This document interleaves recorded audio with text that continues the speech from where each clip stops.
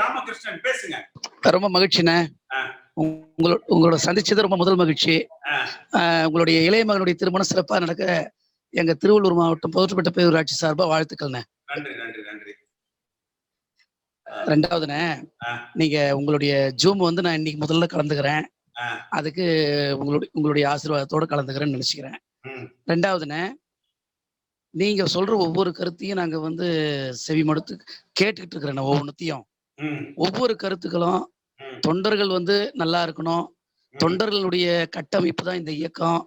புரட்சி தலைவரால் உருவாக்கப்பட்ட இயக்கம், அம்மாவால் பாதுகாக்கப்பட்ட இயக்கம்.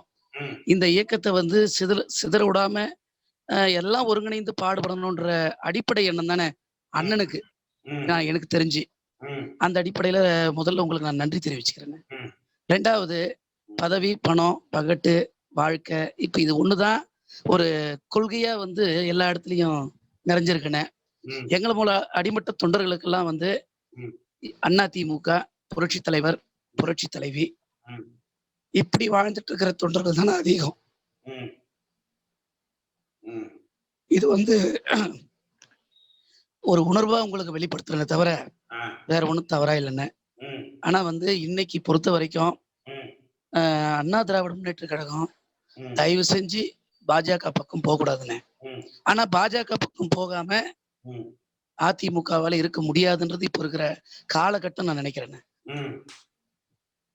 இந்த காலகட்டத்துல உங்களை போல மூத்தவர்கள்லாம் நீங்க எல்லாரும் ஒன்று கூடி ஒரு எதிர்காலத்துல தேர்தலுக்கு அப்போ பாருங்க, நீங்க எதிர்பார்க்கறது தொண்டர்கள் தான் வந்து தலைவர்களை, அதாவது வந்து பொதுச் செயலாளர் தேர்ந்தெடுக்கணும் அடிமட்ட தொண்டர்கள்ல இருந்து அப்படின்னு உங்க எண்ணப்படி நடக்கணும் நீங்க நினைக்கிறீங்க. தொண்டர்களுடைய எண்ணத்தை நீங்க வெளிப்படுத்துறீங்க. மகிழ்ச்சினே, ரொம்ப மகிழ்ச்சினே. ஆனா அந்த அமைப்போட அதை கூட உங்களோட சுயநலம் இல்லாம ஒரு கருத்தை நீங்க வெளியிட்டு இருக்கீங்கன்னு. உங்க கருத்துப்படி தேர்தலுக்கு பிறகு நாம வந்து அந்த கட்டமைப்பை ஏற்படுத்திக்கலாம். அதுக்கான காலகட்டம் இப்ப இல்ல அப்படின்ற ஒரு உணர்வையும் வெளிப்படுத்துறீங்க பாருங்க.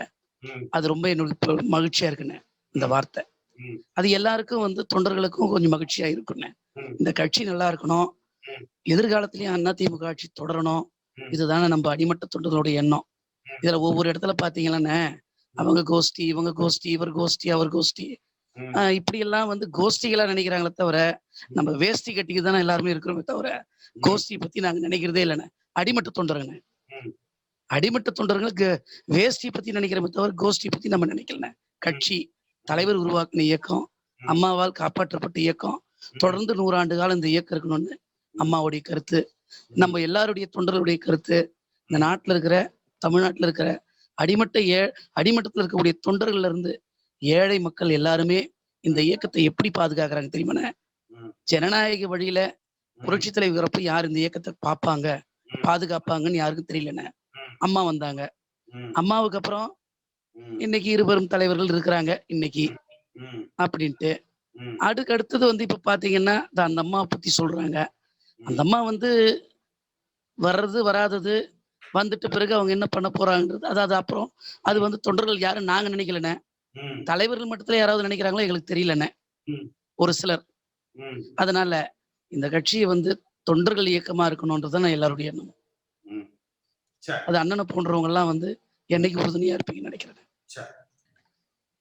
நம்ம என்னுடைய முழுமையான எண்ணம், நீங்க எப்பவும் எங்களுக்கு வந்து நல்ல ஆலோசனைகளை இப்ப இல்லைன்னா எப்பவும் நீங்க எங்களுக்கு சொல்லணும். உங்களுடைய அன்பு ஆசீர்வாதம் எங்களுக்கு எப்பவும் வேணும்னே. ஏன்னா நீங்க உண்மையை பேசுறீங்க.